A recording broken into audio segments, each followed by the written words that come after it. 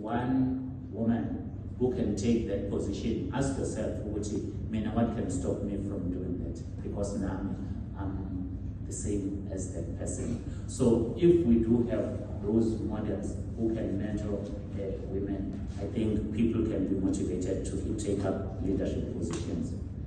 You also need to offer women leadership development programs and provide professional development opportunities.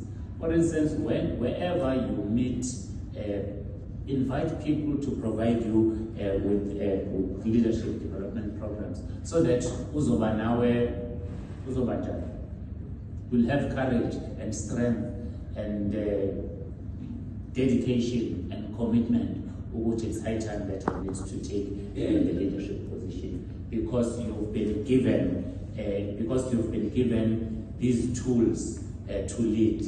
Because if you are not given tools to lead, anyway, you know, when you have that self-defeating syndrome to say, I don't think I can do that, because you have never been equipped or capacitated with these leadership skills by other people. So we say we need to provide these development programs to our women. And then lastly, we need to champion gender diversity in leadership teams.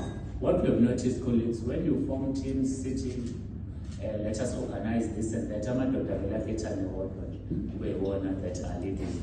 Let us form whatever that whatever that is being organized, whatever that is being done, even parish council, whatever this and that,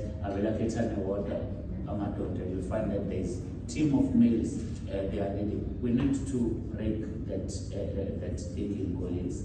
Let us have diversity in the teams that are taking up our roles in the society, so that at the end of the day, we achieve what we are launching today.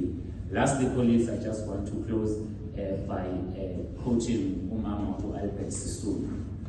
Umama Albert Sisulu, we know her from the history of apartheid,